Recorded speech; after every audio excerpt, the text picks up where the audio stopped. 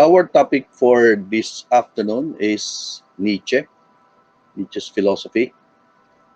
And I will be presenting first his, uh, we'll be dividing this lecture into two. And then after the first part, we'll have a break and then continue with the discussion. Okay? Uh, okay. So this is Nietzsche's philosophy, and just an introduction to his philosophy, to his life. Nietzsche was a German philosopher of the late 19th century who challenged the foundation of traditional morality and Christianity. He believed in life, creativity, health, and the realities of the world we live in, rather than those situated in a world beyond. So Nietzsche is trying to affirm our life hereafter, affirmation of life hereafter, without looking beyond this world or a kind of life in the next world or in the afterlife.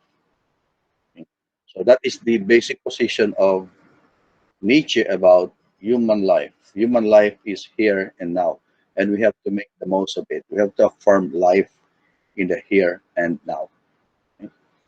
Now, central to Nietzsche's philosophy is the idea of life affirmation, similar to the idea of Kierkegaard that we have to affirm life uh, in all its stages.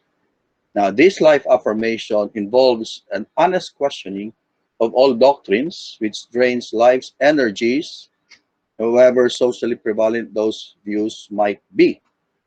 So, we have already mentioned in the introduction of existentialism that Nietzsche, together with Kierkegaard, questioned, critique the culture, the present, the milieu that they were in. Even if these doctrines, the doctrines that prevail in their own milieu were socially accepted.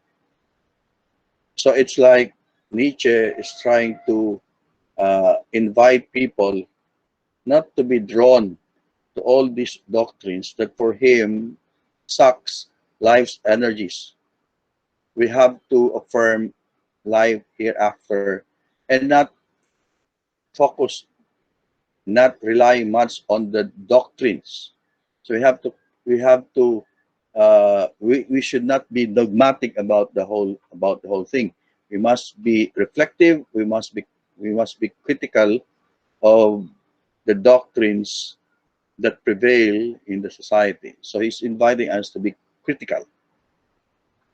Now, often referred to as one of the first existentialist philosophers, Nietzsche has inspired leading figures from all walks of life, uh, including dancers, poets, writers, painters, novelists, philosophers, psychologists, sociologists, many other social revolutionaries. But of course, he was not really very popular during his time.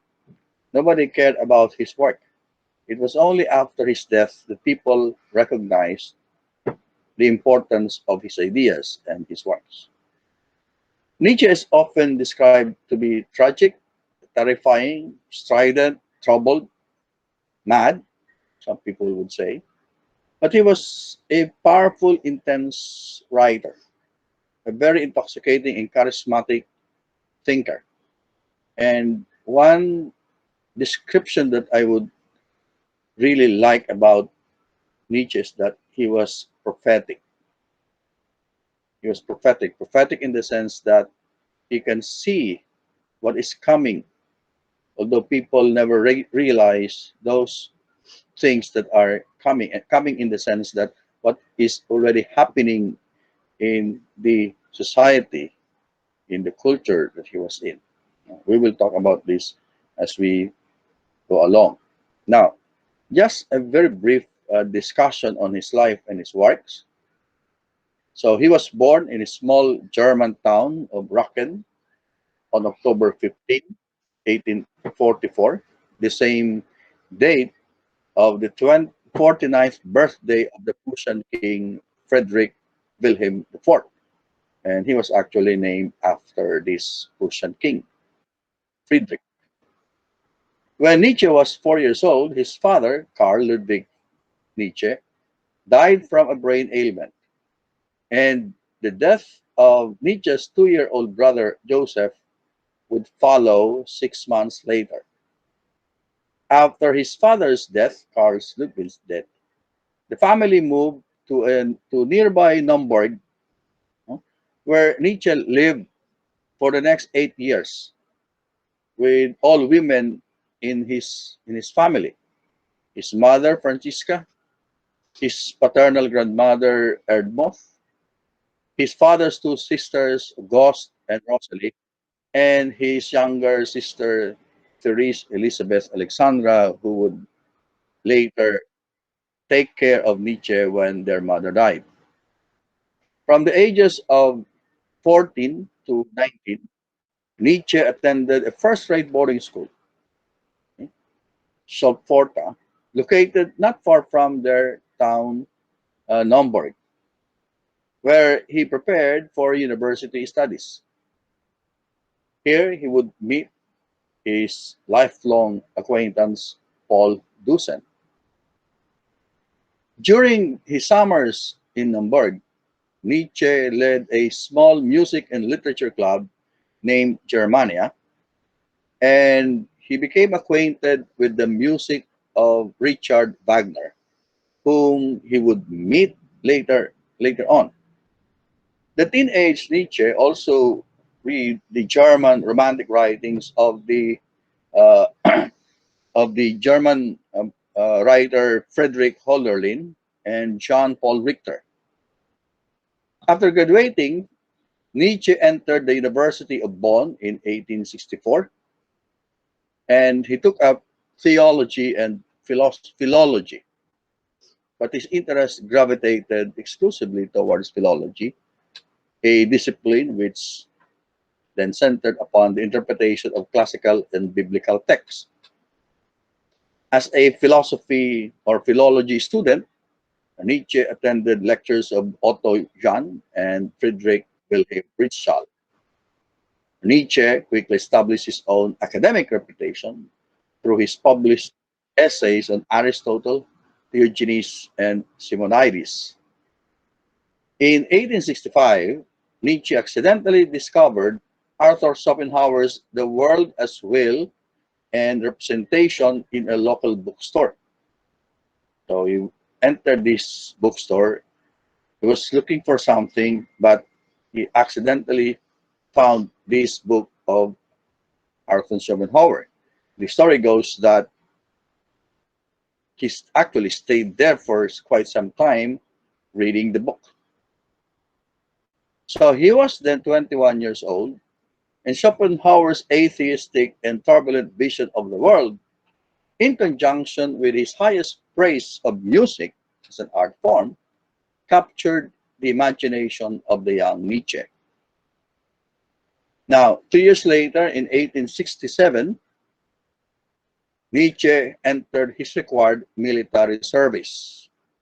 It's just a requirement at the time, and was assigned to an equestrian field artillery close to his town, Naumburg. However, he suffered a serious chest injury and returned shortly to the University of Leipzig. His military service was rather cut short. In November of 1868, he finally met the composer Richard Wagner, whose music he was, attracted so much. Wagner and Nietzsche shared the same enthusiasm for Schopenhauer's ideas, and Nietzsche admired Wagner for his musical genius and for his magnetic personality. In fact, Nietzsche would often be invited to the residence of Wagner during special occasions. So they became very close to one another. But of course, later on, they will have a falling apart. Nietzsche was later recommended for a position on the classical philology faculty of the University of Basel, no? And the Swiss university offered Nietzsche a position. So he began teaching at the University of Basel in May of 1869 at the young age of 24 years old. So Nietzsche's enthusiasm for Schopenhauer, his studies in classical philology, his inspiration from Wagner, and his frustration with the contemporary German culture coalesced in his first publication, The Birth of Tragedy. That would be the first book of Nietzsche. It's actually a critique of contemporary German culture. However, this book, The Birth of Tragedy, did not receive a good review. And Nietzsche, of course, was expecting that this will be receive a very good review, but it did not happen. But Nietzsche remained respected in his professional position in Basel. Now, with his failing health, which led to migraines, headaches, eyesight problems, and vomiting, it necessitated that he resign from the University of Basel in June of 1879. Okay. So, from 1888, following year, until his collapse in January of 1889, it's 9 years, Nietzsche led a wandering gypsy-like existence as a stateless person because he gave up his German citizenship and he did not acquire Swiss citizenship while he was at the University of Basel. So what happened was that he was circling almost annually between his mother's house in Nuremberg, in the various cities in France, in Switzerland, in Germany, and in Italy. He was sort of a nomad, no? A nomad.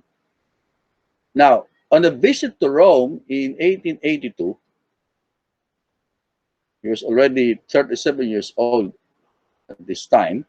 He met Lou Salome, a 21-year-old student, a Russian student, no? Was studying philosophy and theology in Zurich. And he soon fell in love with Lou Salome, and he actually offered his hand in marriage. However, Lou Salome declined, and the future of Nietzsche's friendship with Lou Salome suffered as a consequence. In the years to follow, Salome would become an associate of Sigmund Freud and would actually write with psychological insight of her association with Nietzsche. Now, during these nomadic years, Nietzsche wrote his main works, most important works, in succession. Almost every year, he's producing books one after the other. In 1881, he published Daybreak. 1882, The Gay Science. From 83 to 85, he published Thus Spoke Zarathustra. In 1886, he published Beyond Good and Evil. And in 1887, on the genealogy of morals. Now, for his final active year, 1888, he would publish several books in succession. Okay, so May to August of 88, he published The Case of Wagner. And then August to September of 1888, The Twilight of the Idols. And then September of 1888, The Antichrist. October to November of 1888, Ecce Homo. And finally, December of 1888, he published Nietzsche contra Wagner. And then the following year, early morning of January 3, 1889, while he was in Turin, Nietzsche experienced a mental breakdown which left him an invalid for the rest of his life. Upon witnessing a horse being whipped by a coachman, Nietzsche threw his arms around the horse's neck and collapsed, never to return to full sanity. Um, some argue that Nietzsche was afflicted with a syphilitic infection. This was the original diagnosis of the doctors in Basel and Vienna, which he probably contracted either while he was a student or while he was serving as a hospital attendant during the Franco-Prussian War. Some claims that Nietzsche's use of chloral hydrate, a drug which he had been using as a sedative, deteriorated his already weakened nervous system, while others speculate that Nietzsche's collapse was due to a brain disease he inherited from his father. And there are many other theories about the cause of his incapacitation, but the the exact cause of what, the cause of that mental breakdown is not really clear. But that is already beside the point. Point is that before that unfortunate incident, Nietzsche was so productive. He was so prolific in writing. And of course, he never experienced popularity during his life. Now, after a brief hospitalization in Basel, he spent 1889 in a sanatorium in Vienna at the Vince Wagner Clinic. And then in March of 1890, his mother took him back to Nuremberg, where he would live under her care for the next 7 years. He was taken care of by his mother. But when his mother died in 1897, his younger sister, Elizabeth, assumed responsibility for his welfare. And in an effort to promote his brother's philosophy, he rented a large house on a hill in Weimar called the Villa Silberblick. And she moved both Nietzsche and Nietzsche's collected manuscripts to that residence. And this would become the new home of Nietzsche, where Elizabeth and his received visitors who wanted to, visit Nietzsche the philosopher. On August 25, 1900, Nietzsche died in the villa as he approached his 56th birthday, apparently due to pneumonia in combination with a stroke. That's the life of Nietzsche. During his creative years, Nietzsche struggled to bring his writings into print and never doubted that these books would have lasting cultural effect. But he did not live long enough to experience his, his world historical influence, his far-reaching influence in human thought, in human knowledge. He said, "I came too early. My time was not yet." Of course, there are other books that he wrote aside from the major books that I have mentioned. If I'm not mistaken, one of the books that he wrote was entitled "Why Do I Write Good Books?" So Nietzsche have had this, kind of pride in himself of his genius. Okay, now let's go to his philosophy, Nietzsche, the philosopher. And I like the description of Nietzsche as being prophetic. He's prophetic, he's a visionary. He's not just some charismatic, intense writer. He was visionary and he was prophetic. You can see what is looming beyond the horizon. Now, let's go back to the time of Nietzsche. That's 19th century. And 19th century is filled with a sense of optimism. Sense of optimism in science, in reason, in technology. So people were quite optimistic of their age. Okay? Remember, this could still be towards the end of the Enlightenment period. Okay? But Nietzsche, despite the optimism of his age, saw storm clouds looming on the horizon. And he thought that time will come when the world would find its dearest dreams shattered. That all their dreams were nothing but illusions. They were empty. So the notions of God, truth, reality, objective values, human progress, and so on and so forth, they would soon be exposed as empty illusions. And man would soon be engulfed by nihilism. Of course, at the time, nobody listened to Nietzsche about his talks about nihilism. For Nietzsche, what is needed in this, in this looming, uh, in this storm, the looming storm, what is needed is the ability to affirm life. Affirm life with open eyes without resorting to the comforts of our philosophical and theological traditions. In other words, the theological and philosophical traditions that we cling on will later be proven to be empty projections. They're just projections of the mind.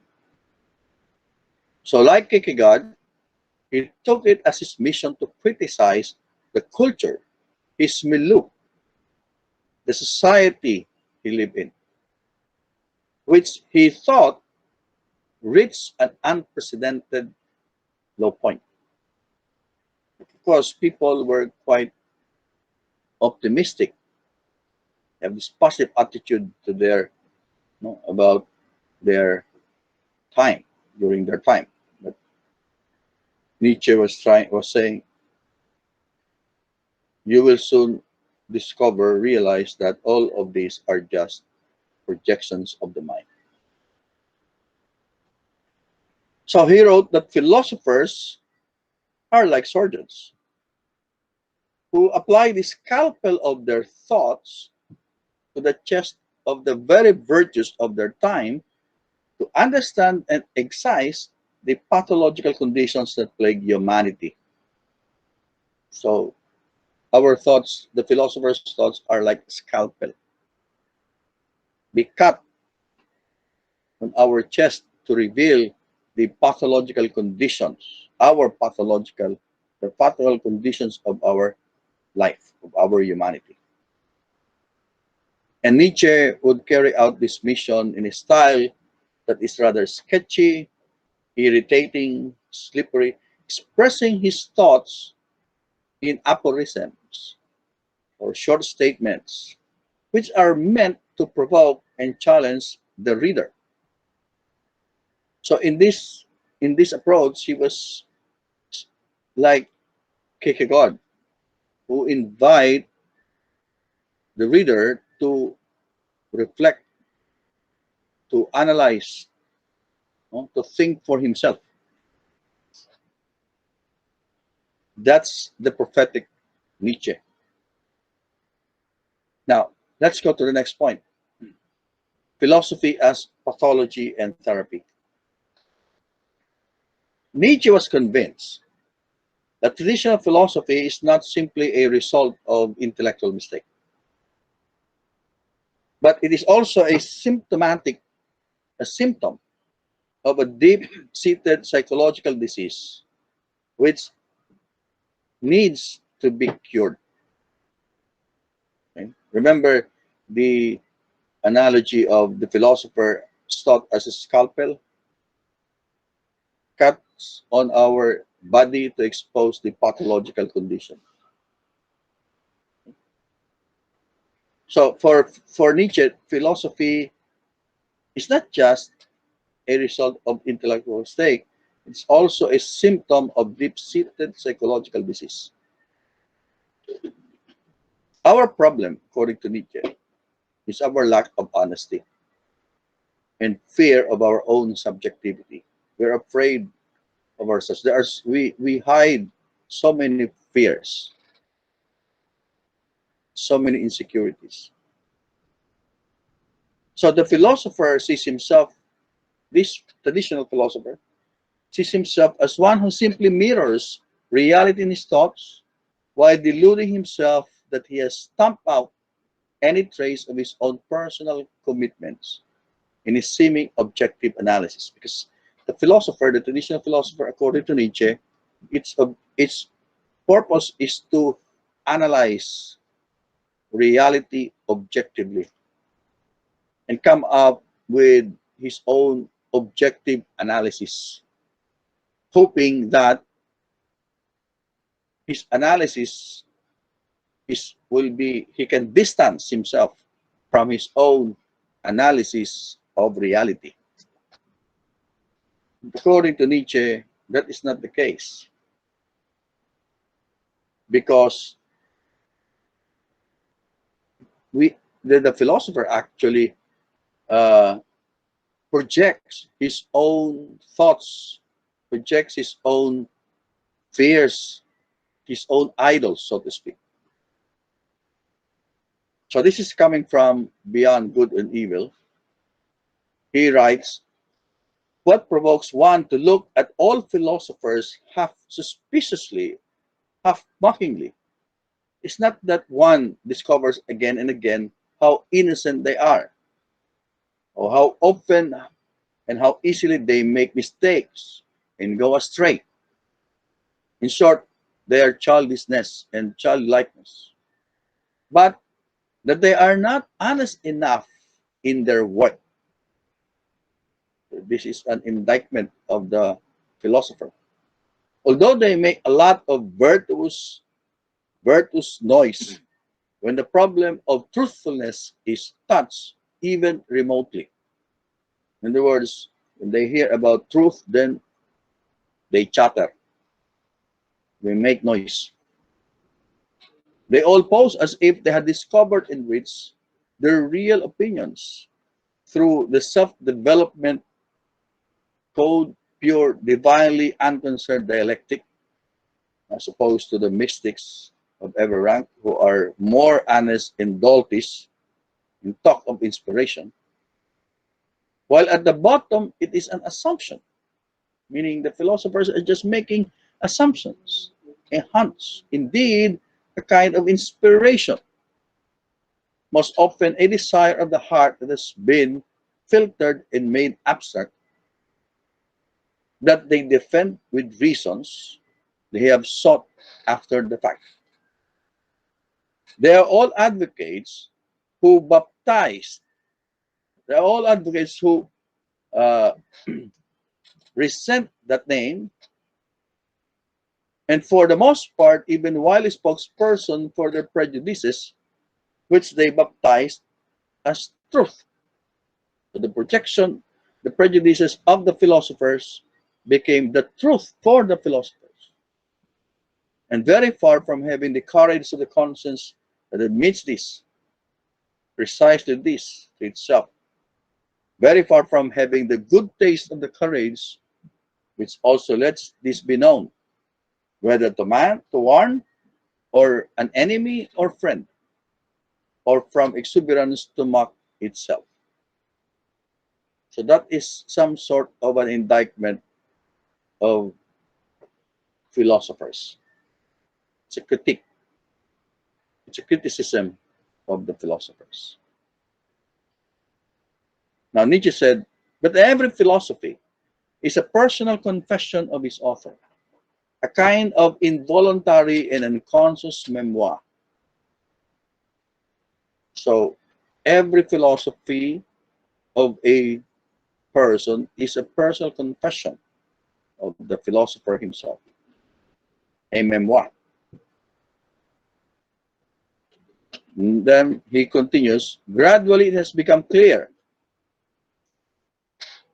that that every great philosophy so far has been, namely the personal confession of its author, in a kind of involuntary and unconscious memoir. Also that the moral or immoral intentions in every philosophy constituted the real germ of life from which the whole plant had grown. So this leaves us with philosophy that says all our deepest truths are fictions. They are all just projections. They are just products of our imaginations. And the philosopher hails this as the ideals. But they are just illusions. They are subjective projections of the philosopher. Now, the question is, with this condition, should we despair about philosophy, about human thought, about culture? The answer of Nietzsche is no. Despair is not an option. Yes, despair is inevitable. It's not inevitable, but it's not a choice. No, meaning it's, yeah, meaning it is us who will make the choice whether we will succumb to this condition or not. But for Nietzsche, it's not really there. You really don't have much of a choice. You have to embrace this. But he's telling us, yes, we have the option. It's our choice that we make, but we need to hang on in a firm life. It's like Sisyphus pushing the rock. Okay, well, Sisyphus will have an option whether to continue pushing or just stop. But for Nietzsche, there's the only way to go is to push harder.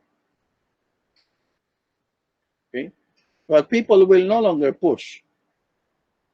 But the better option is to push, to continue living the firm life. Because for Nietzsche, the meaning of our condition will have no meaning until we decide what meaning we will give to that condition. So for Nietzsche, what is now needed is a new type of spirit, a new attitude, a new orientation, a new breed of philosophers, thinkers, that will allow us to face this nihilistic, pessimistic picture and triumph over it. So the hope for philosophy for Nietzsche and for Western civilization is a new breed of philosophers, new individuals, what he would call the free spirits, who will no longer rest on the comforts of the illusion based on a metaphysics that has already been dismissed, and will not think of values and truths are out there in the world waiting to be plucked. You know, this new breed of individuals with a new attitude, new orientation, new breed of philosopher, this will be individuals who will have the ego strength to realize that they must create their own truth and values, must create their own meaning in their lives. Let's go to the next point, empty metaphysics. Here, he was referring to the traditional metaphysics, the metaphysics that considers the idea of God, the idea of objective truth, the idea of a supernatural life, the idea of objective values, and so on and so forth. But according to Nietzsche, all we have now are illusions. They are just projections. These are just projections of the philosophers or of the thinkers of the past. So what we need to do now, according to Nietzsche, is to abandon all hopes for this rational metaphysics of knowledge of the truth. The metaphysics of the world that lies beyond the world of appearances. Because this world beyond the world of appearances, or the world or the realm beyond this realm, it's but a projection of the philosophers. So for Nietzsche, this kind of metaphysics is a product of human weakness. This metaphysics arose from the need for certainty or something outside of us that we can lean on. You know, it's not just Nietzsche who have this idea of rejecting a world or dimension beyond this world. I have Feuerbach, Marx. For them, that thought of God or that kind of metaphysics that we construct in order that we will have some security blanket. So we think of God because, you know, in our weakness, He will save us. According to Nietzsche, these are just empty illusions. So we cannot lean on something that is outside of this existence. We have to cling on to this. There's no need of projecting ourselves or thinking about some outside, you know, beyond this temporal world. That is a sign of weakness. And because we are weak, we project something, project the idea of a God who will save us, who will reward us. So it's a kind of security blanket, a psychological net. But these are all just projections of the mind, according to Nietzsche. So the picture of the world as a source of our comforts, a comfortable home that sustains our intellectual, moral, and spiritual quests, have long been questioned. They have been undermined. The values that we have been giving meaning, that have been giving meaning to our lives, they are all gone. So humanity is left desolate and abandoned. We are all left homeless. We're like wanderers who must resign to spiritual nomadism. So this kind of metaphysics that man cling on is actually an empty metaphysics. Now, part of that metaphysics is the idea of God. And if that metaphysics is gone, then the idea of God is also gone. From the demise of metaphysics, what comes next is the demise of God, the death of God. Because God is part of that metaphysics. Now, because there is no longer an absolute and objective standard of truth and value, everything has been undermined as a kind of illusion and interpretations. Then, what follows is that there are no objective sources of truth and values. No more. Although, according to Nietzsche, we still have a lingering after image of theism that still produce our most persistent illusions. But according to Nietzsche, there's now a growing realization that this ideology is dead, it's gone. But of course, for Nietzsche, he's not saying that for some time there was this powerful eternal being who existed and then they died. What he's trying to describe here is a kind of psychological and cultural event that is making itself evident.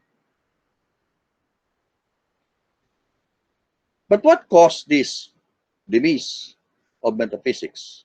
And what caused this eventual demise of God? What caused this death of God?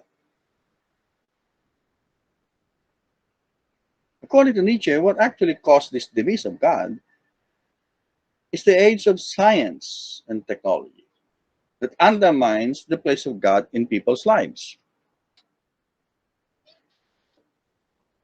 While while people have this projection of God, this illusion of God, they were actually putting their faith on scientific and technological progress. We are actually moving toward an age of secularism. Yes, people still have this idea of God. They still entertain this image of God. But in reality, according to Nietzsche, the time is moving towards secularism. And people are no longer they no longer need and find the notion of God relevant because everything can be provided by technology, by science. So there's no need for the God. Of course, not everyone thought, though realizes the situation. Only very few who are detached from their cultural condition can see this coming. Those who are waiting on the mountains, according to Nietzsche, can see this cultural crisis coming in the distance. This circularism thing that eventually people will lose, no, their belief in God. God will eventually be irrelevant to them. So in Nietzsche's account, the belief in God arose because we are unable to have faith in ourselves. And so we need a project to project something out there to which we can cling on. But once we realize the reason for this belief, then religious belief will no longer be credible because man will now cling to something else. It will now cling to the promise of science and technology. Nietzsche had these anti-religious sentiments. We are very religious, but you cling to this God, but you will soon find out that the God that you cling on is no longer relevant because you will cling on to something else. How should we understand the atheism of Nietzsche? Despite these anti-religious sentiments of Nietzsche, despite his atheism, his unbelief in this God that people cling on, he recognizes that there are people in history who were religious and that religion had some beneficial effects. And to a certain extent, this shows the ambivalence, no, of Nietzsche when it comes to Christ, for example, his attitude towards Christ. Because although Nietzsche despised the Sermon on the Mount because he considered that as a sign of weakness, Nietzsche actually admires Jesus' personal power. He said Jesus offered us a model of the inner directed person. He did not give us a set of doctrines, or he did not advocate personal redemption. He said Jesus did not live to redeem men, but to show how one must live. So Nietzsche distinguished between what is admirable in Jesus and the doctrines and morality that the Christians have piled on top of him. And for this reason, he says, in truth, there was only one Christian, and he died on the cross. So Christ is motivated by inner power, inner strength, while the Christians were motivated by weakness. Now, Nietzsche's atheism, his account of the death of God, was developed as a reaction to the conception of this ultimate single judgmental authority who is private to our hidden and personally embarrassing secrets. That's one thing that he does not like. Such atheism is also aimed to redirect people's attention to their inherent freedom, to the presently existing world, and away from all escapist, pain-relieving, heavenly other words or afterlife. We have to live our life here. So he denies this personal God and this notion of life in the afterlife. We have to focus here. But you see, there's another dimension in the atheism of Nietzsche. Because although Nietzsche denies this kind of God, this belief in this, single God who can, see our thoughts, he said, especially in the Thus Spoke Zarathustra, when he declared, God is dead. God is dead. We killed him. We killed God. In other words, Nietzsche was just announcing the death of God. But who caused the death of God? People. You. Us.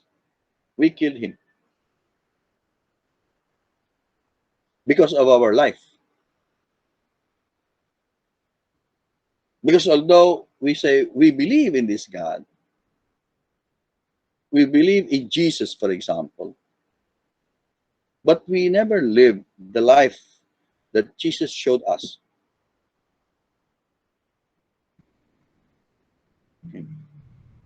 So that's this critique of religion and of God, of Nietzsche. Now, there's a kind of critique of Nietzsche's take on God's existence and his take against Christianity. Because he was very particular with his critique of religion. He's critiquing Christianity. Uh, I think perhaps what he saw during his time of Christianity is not really the real Christianity taught by Jesus. I mean, the same with Kierkegaard, who was critical of the church during his time. Nietzsche saw the hypocritic Christians. And he thought that all Christians are like that. Because that's the kind of Christians that he encountered. Had he encountered the Christian who's like Jesus, maybe he will not write of Christianity that way. Maybe he will not think of Christianity as motivated by weakness. Because when you listen, for example, to the Sermon of the Mount, Blessed are the poor in spirit, they will inherit the kingdom of God.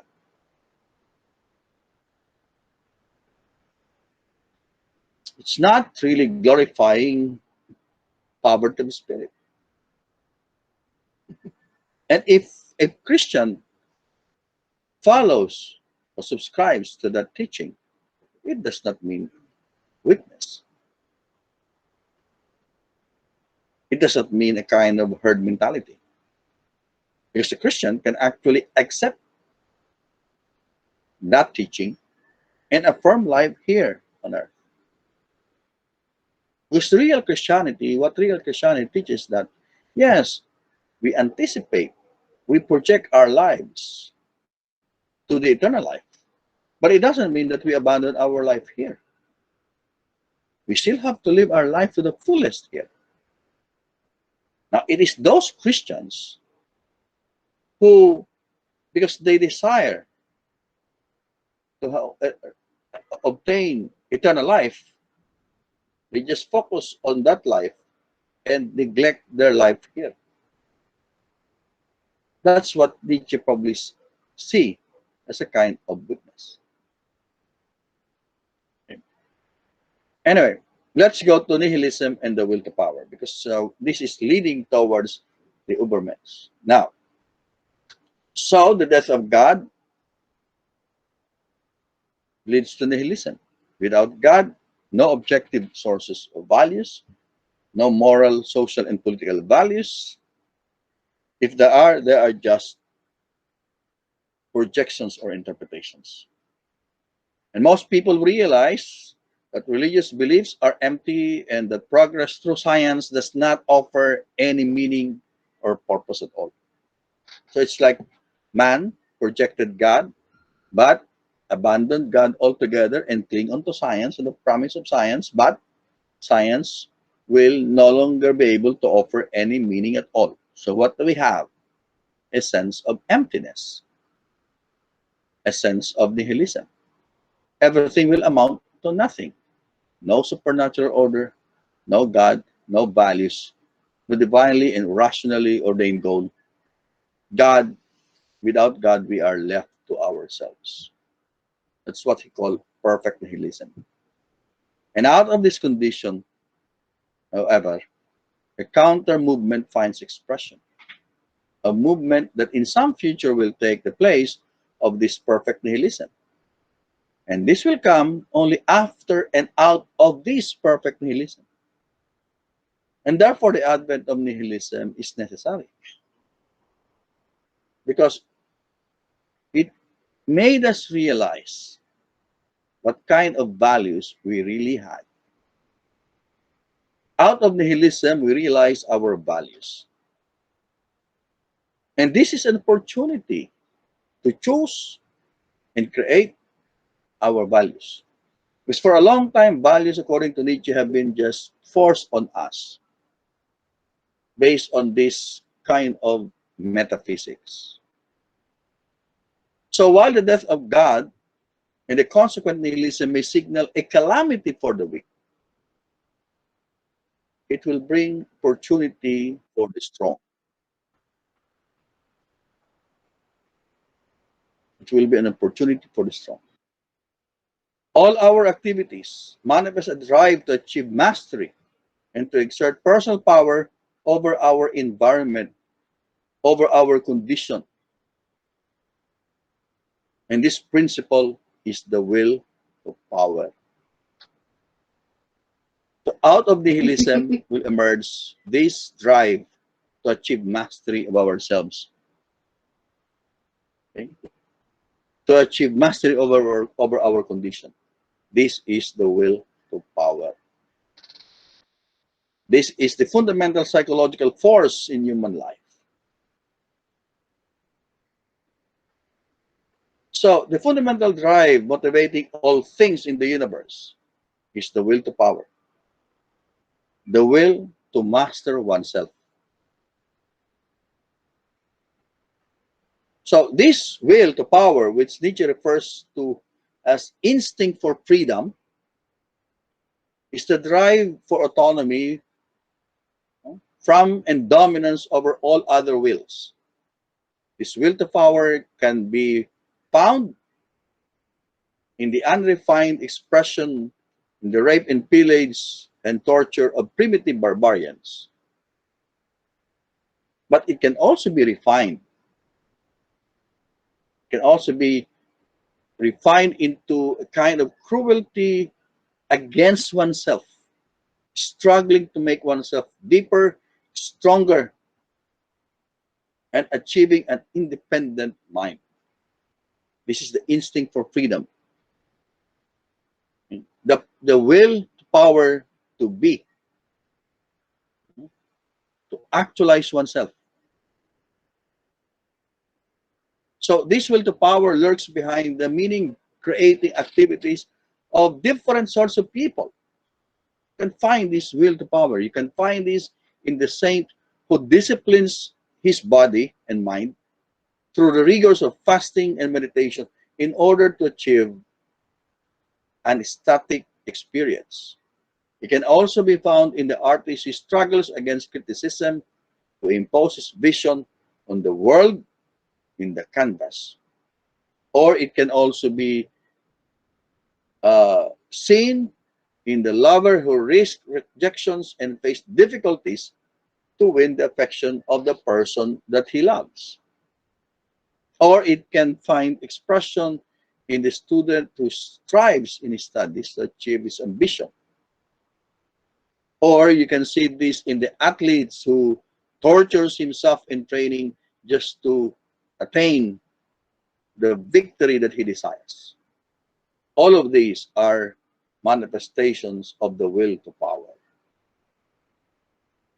Now, related to this is the idea of eternal recurrence. What is this eternal recurrence?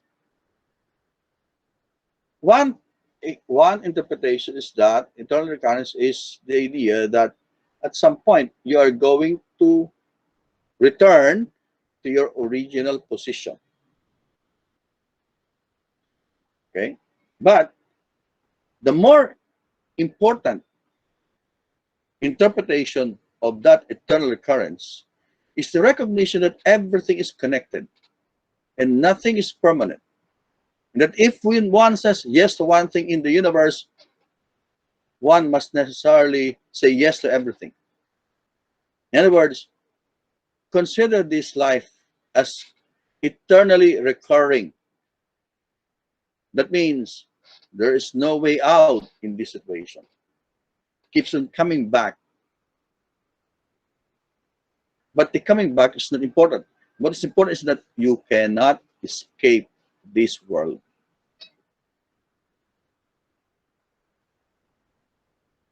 So the ideal person for Nietzsche is one who has the strength and the courage to affirm this life, not to think of escape out of this life, to live this life to the fullest, to affirm life to the fullest. Do not be mediocre. Do not think of, well, it's okay if I don't do good here anyway. I will, when I die, I will have a better place. That is an escapist attitude according to Nietzsche. So Nietzsche's doctrine of eternal recurrence is also formulated to draw attention away from the old worlds other than this one in which we presently live. So the eternal recurrence precludes the possibility of any final escape from this present world. And therefore we have to live, affirm this life. Because for Nietzsche, this is the only life that we have. Do not think of traditional philosophy as the philosophy,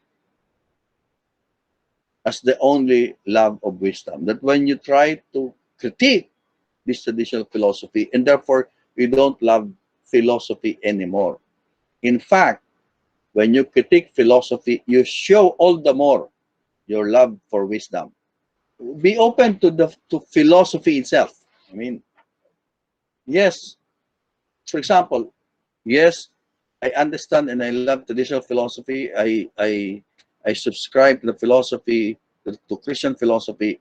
But it does not mean that I close my eyes to the other philosophies.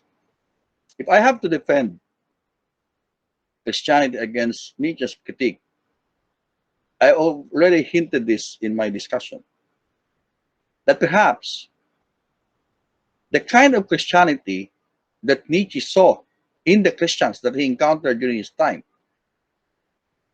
were not real Christians.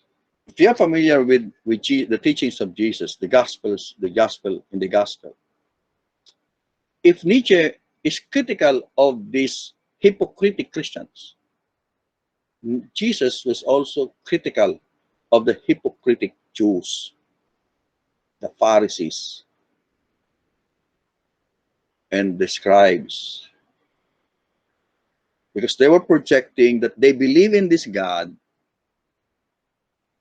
they follow the law, but in fact, they don't really believe and follow the law of God. Jesus was often criticized for doing miracles during Sabbath day because he was healing, was performing miracles on Sabbath day, when in fact, everybody should rest. That's the law. What's the answer of Jesus? The command of God is to love people, to save people. And there's no time, no day for expressing this love for people, Sabbath included. But the Pharisees objected to this because they said, you should not perform miracles on Sabbath day because that means you should not do good things during Sabbath day. The teaching, the law of God is to do good every time, every moment. So Jesus was critical of these hypocrites. And Nietzsche is also critical of those hypocrites. And for me, unfortunately, what he encountered was these hypocrite Christians. The same Christians that Kierkegaard encountered in his church. So if I may say, if the Christians will be like Jesus himself, they will be admired by Nietzsche because he admires Jesus for his inner strength. Is forgiving your enemies a kind of weakness? When you forgive, is it a sign of weakness? When you show humility, is it a sign of weakness? It takes more courage to be humble. It takes more courage to forgive. And you will need self-mastery to be able to be humble and to forgive. Now, if you connect that to the self-mastery, the will to power that Nietzsche is talking about, then we can be Nietzschean. The will to power is not to overpower people. It's not to overpower others. The will to power is to overcome yourself, not others. And it will take lots of courage, lot of self-mastery to do sacrifice. So this is now about master and slave morality. In the book Thus Spoke Zarathustra, Nietzsche, through the character of Zarathustra, established that the central struggle in human life, even in cosmic life, was between two absolutely distinct principles, between good and evil, which Nietzsche interpreted in Christian and humanist terms as the opposition between selflessness and benevolence on the one hand, and egoism and self-interest on the other. Zarathustra asked much more broadly about the whole new way of thinking about or imagining ourselves that he believes is necessary for this sort of reorientation. Meaning, he's talking of uh, reorienting or reinventing our values. So, according to Nietzsche, all morality is a manifestation of this will to power that we talk about. However, this will to power can manifest itself through two kinds of temperaments. One is driven by the will to power and it enjoys it. It takes it. The other one is driven by the will to power, but attempts to deny or ignore it. Now, these are the master morality and the slave morality. So, the master morality is driven by the will to power, while the slave morality is driven by the will to power, but tries to deny this will to power. Historically, they develop out of the literal master-slave relationships, like, for example, in the Egyptians against the Jew relationship, or uh, between the Romans and the early Christians, and so on and so forth. So this is uh, actually taken from these uh, historical relationships of peoples. But despite these historical origins, the master and slave represents two ideal types of personalities. Now, according to Nietzsche, the term master morality refers to the values of psychologically powerful and strong-willed people. They are those who are noble, elite segment of humanity. They are described so because their abilities as creative achievers in their own respective fields. So the noble types are characterized by their spontaneous overflowing of power.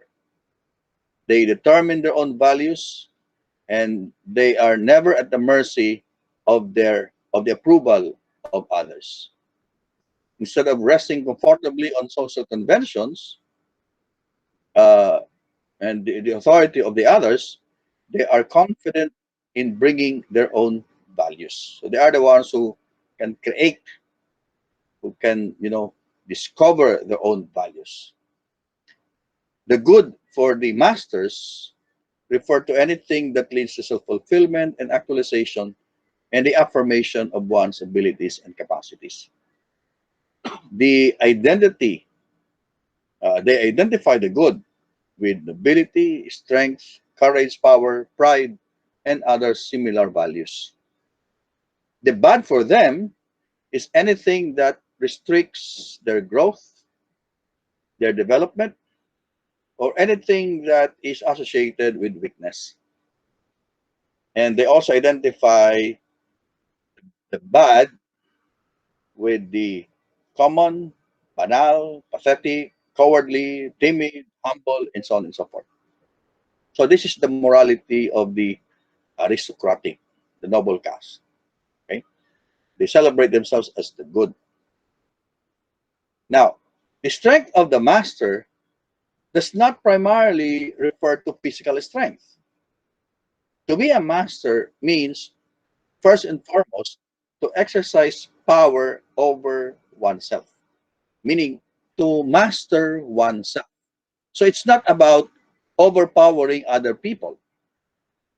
Okay, it's not about dominating other people. It's about dominating oneself, mastering oneself. And this power is exemplified in self-discipline, like the one that we have mentioned, the artist, the athlete, the musician, the lover, and so on and so forth. This master morality is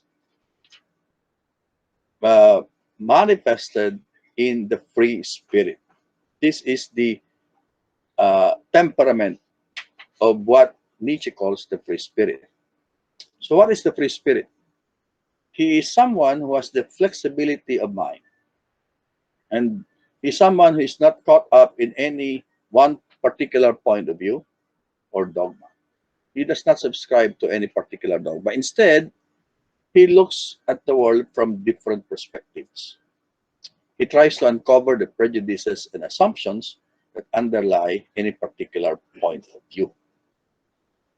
Uh, Philosophers normally build a complex system of thought to justify their own assumptions and prejudices. And the free spirit tries to dig this out. And the free spirit can see what these philosophers value most deeply. And therefore, they gain insight into their character. So, Nietzsche tries to contrast the free spirit from dogmatism. of the dogmatists. The free spirit is not caught up in a kind of dogmatism. He's not caught up in this particular perspective. And Nietzsche hopes that the future philosophers, this new breed of philosophers, this new breed of individuals that we mentioned a while back, would be characterized, would be like these free spirits. Okay? They're willing to try out any hypothesis and follow a position, no, from try to analyze a particular position from different perspectives. Meaning the free spirit is one who can evaluate, one who has the flexibility of the mind, one who can look at the world from different perspectives. So he's not the one who will simply follow what other people would say. He will not just follow a particular doctrine or dogma without understanding really what is in there. Right? Now, the second temperament is, of course, the slave morality, which is, of course, the opposite of the master morality. According to Nietzsche, it is the morality of the downtrodden, those who are uncertain of themselves, they are uncertain of their abilities, and they have weak wills.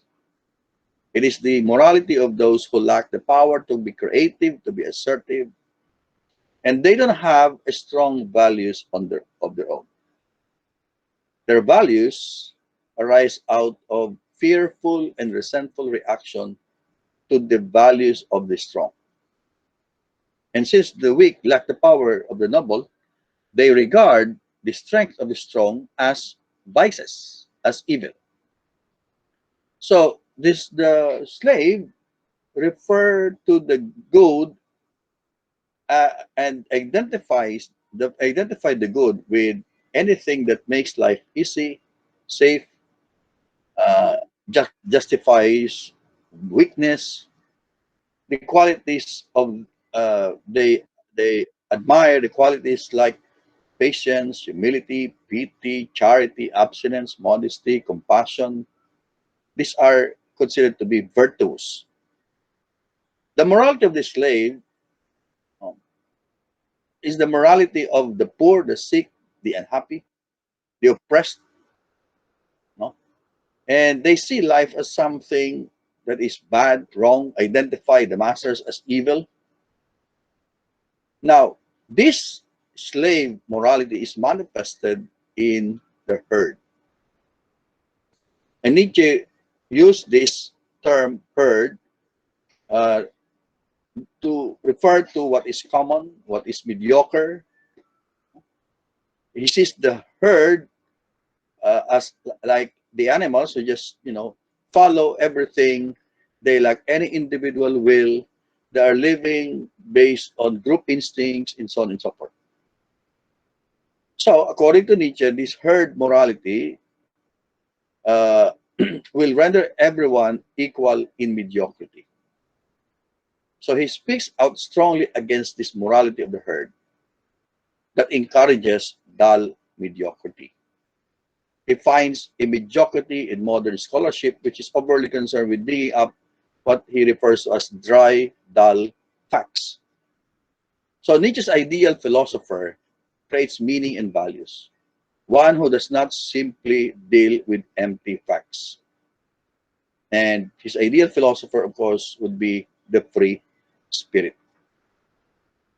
But according to Nietzsche, behind this gentle and humble facade of the weak lies that inner desire for power of the weak. Hence the notion that the meek shall inherit the earth, and it will be the kingdom. It will earn the kingdom, and so on and so forth. Okay? So that's how Nietzsche uh, distinguished between the slave and the herd morality. And of course, he identifies the herd or the slave morality with the morality of the Christians, because the virtues that he mentioned were actually Christian virtues. But of course, it's a different story if indeed, as I have already mentioned, if indeed the virtues of patience, humility, honesty, charity, modesty are in fact weak virtues. Because as I've said, it will take more courage to be humble. It will take more courage to be patient, to be modest, to be compassionate. Because the natural instinct is always to dominate. Okay? Now, let's go to the Ubermensch. Because this will now be sort of a culmination of what we've been talking.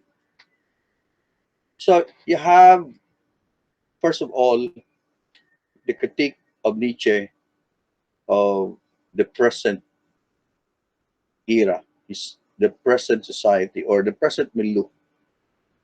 Okay, and he regarded metaphysics, the traditional metaphysics, as empty,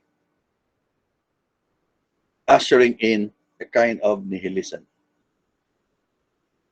And then out of this nihilism, there will be the will to power, and the will to power will be manifested in the master, in the free spirits.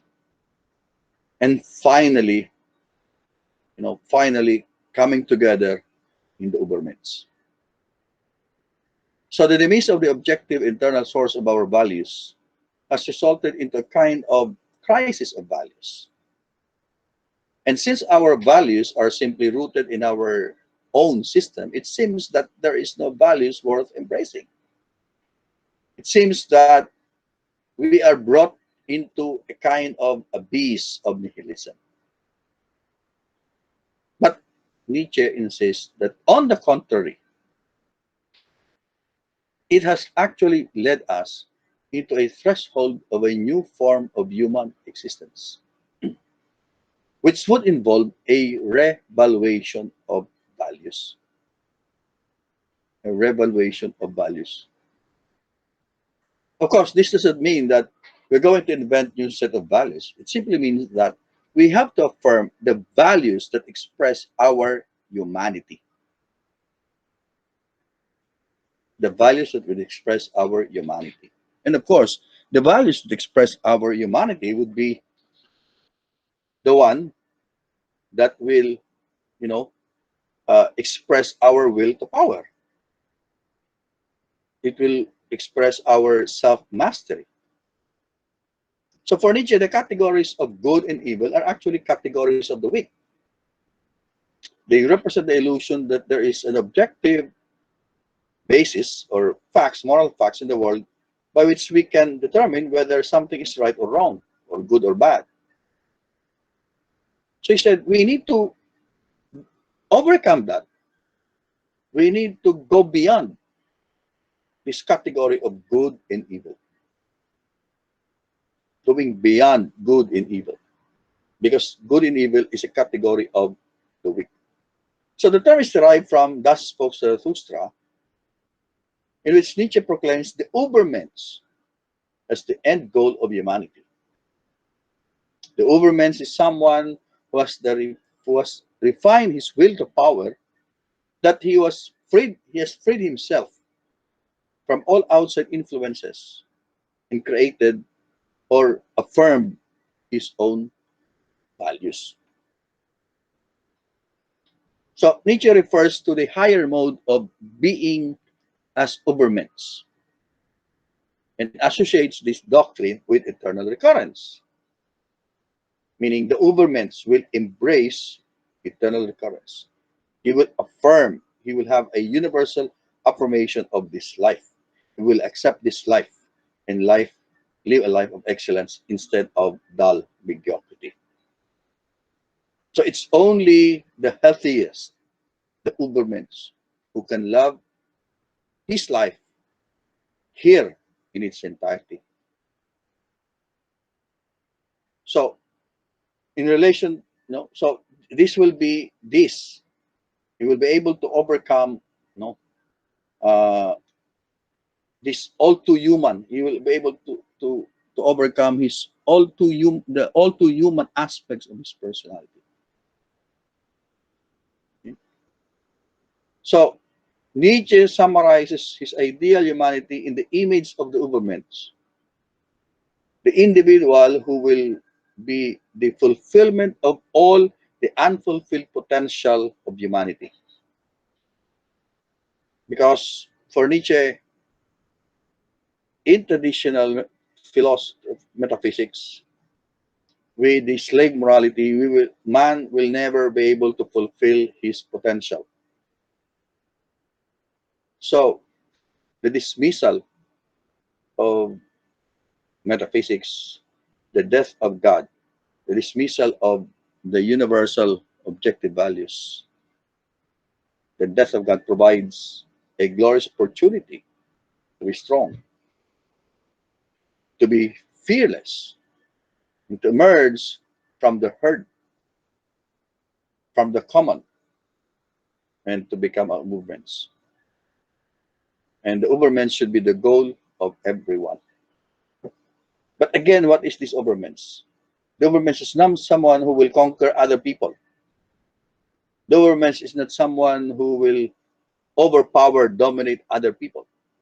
But rather, the Ubermensch is someone who will overcome himself, who will master himself. He will master the destructive desires within him, his all too human passion and fears. The Ubermensch will be one who has mastered his passion, overcome his fears, and affirm his individual self. In such ideal, there will be a perfect union of spiritual energy with well-being and an excess of strength. He will combine the Roman Caesar and Christ's soul. It will be a perfect combination of passion and reason, a harmony of the Dionysian and the Apollonian spirit. So the Ubermensch for Nietzsche will abolish the false idols of conventional morality or traditional morality and replace it with the morality of the strong or the morality of the free spirit. Now, just a side discussion here about passion and reason, because if we go back to the first book of Nietzsche, The Birth of Tragedy, according to Nietzsche, there are non-rational forces that reside in the foundation of all creativity and of reality itself. A strongly instinctual, while a moral Dionysian energy. This is the will, no? This, this, this raw, no? This instinctual will, energy within the pre-Socratic Greek culture. But this Dionysian spirit is actually creative and a healthy force. The will is a healthy force. And I think some other philosophers talk about the drive, the drang, the geist, the will, the elan vital. That's something primitive. That's something that is uh, instinctual. However, according to Nietzsche, in the history of Western culture, since the time of the Greeks, this Dionysian creative energy has been submerged and weakened as it became overshadowed by the Apollonian forces of logical order and stiff sobriety, of reason. So, Apollonian spirit is represented in reason. The Dionysian spirit is represented in the will. He concluded that the European culture, since the time of Socrates until his time, had remained one-sidedly Apollonian. And because of this, it has become relatively unhealthy.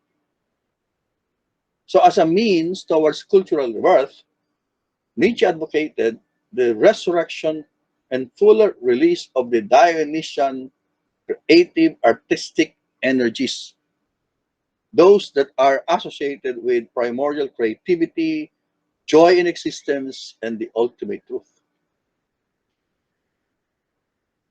So, to a certain degree, Nietzsche favors the Dionysian spirit, the will,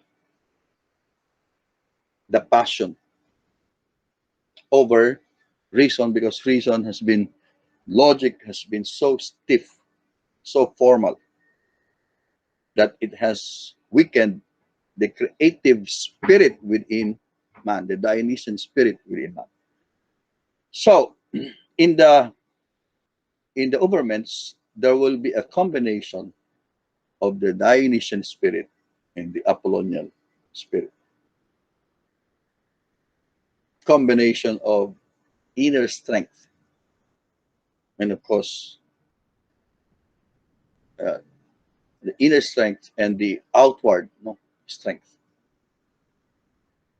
Now, what follows here are some, I would call, apparatus or mechanisms of acquiring or becoming the Ubermensch. The first one is sublimation.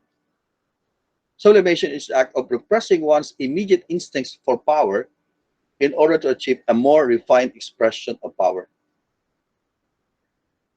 So you sublimate, for example, your inner desires, something, sublimate, because you want to attain a more refined expression of power. So, for example, you resist the temptation to assault others.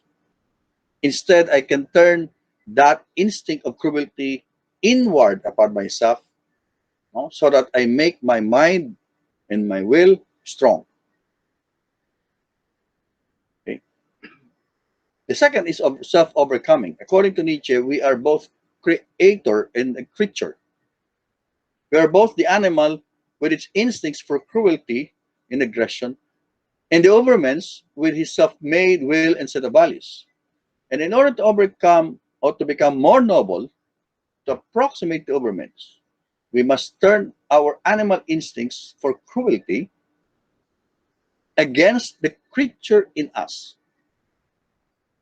So in a painful process of self-examination and, inner struggle, we must make ourselves deeper and stronger.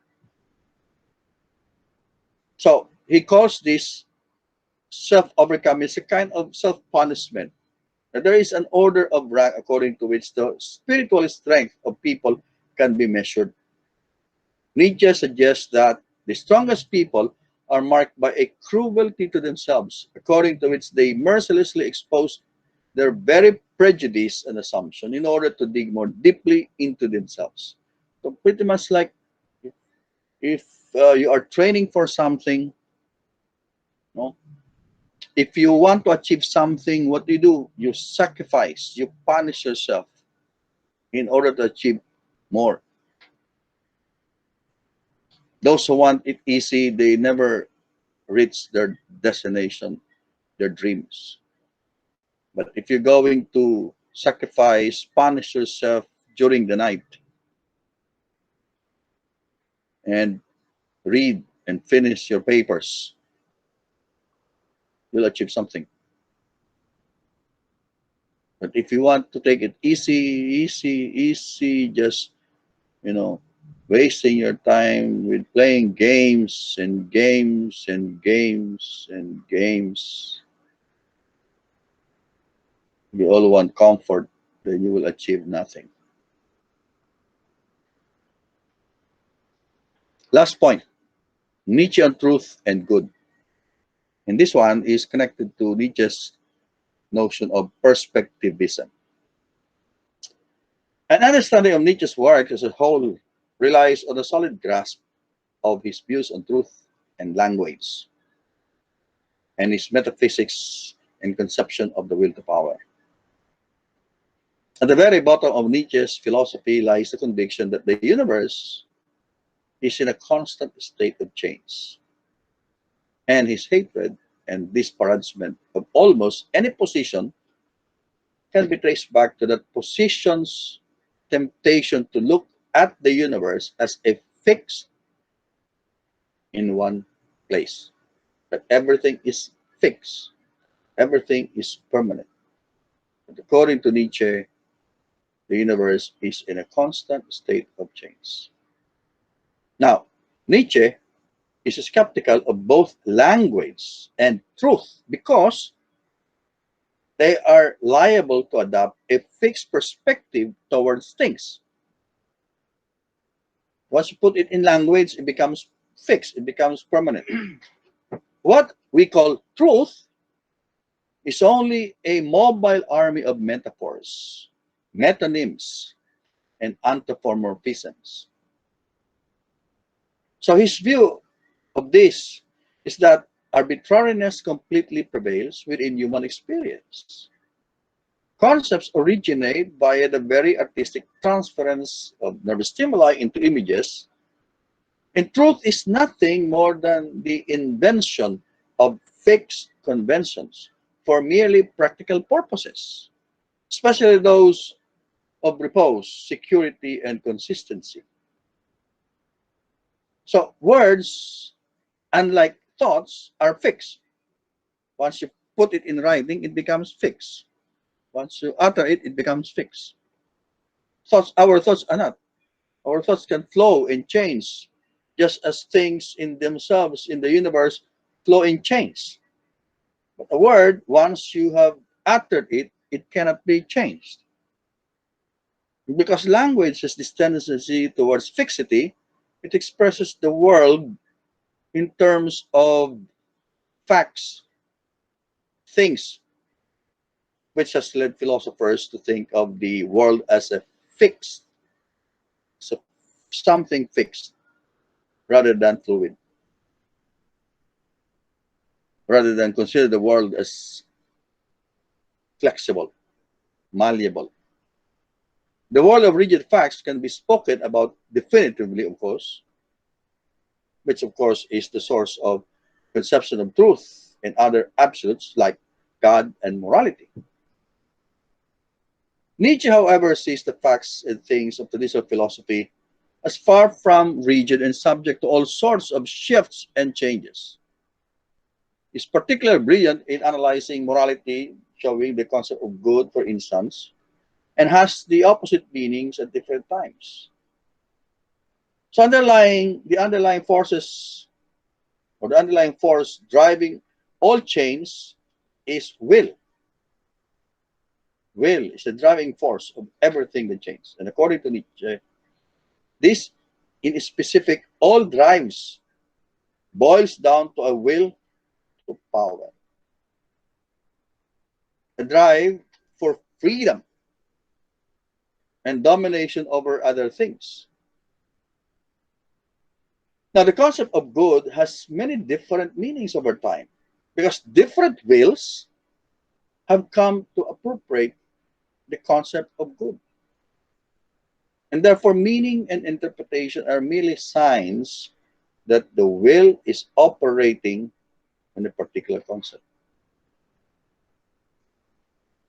So, because facts and things depend for their meaning on ever shifting and struggling wills, there is no such thing as one correct perspective or one absolute viewpoint.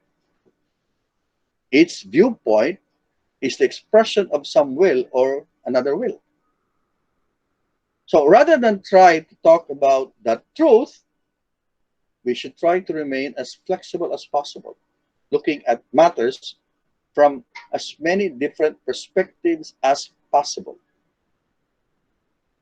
So this is Nietzsche's notion of perspectivism. So Nietzsche's ideal philosophy of the future is one that is free enough to shift perspectives and overturn the truths and other dogmas of rigid thinking. And such philosophy would see moral concepts such as good and evil as merely surfaces that have no inherent meaning. And such philosophy would thus move beyond good and evil. So Nietzsche's ideal philosophers, the new breed of philosophers, the free spirits, would also turn their will to power inward, struggling constantly against themselves to overcome their own prejudices and assumptions. Now, what follows here are some Nietzschean concepts that I have, sort of a summary: will to power, sublimation, eternal recurrence, perspectivism, slave and master morality, herd and free spirit, self-overcoming, Ubermensch, nihilism. It's a kind of a summary of the main concepts of Nietzsche.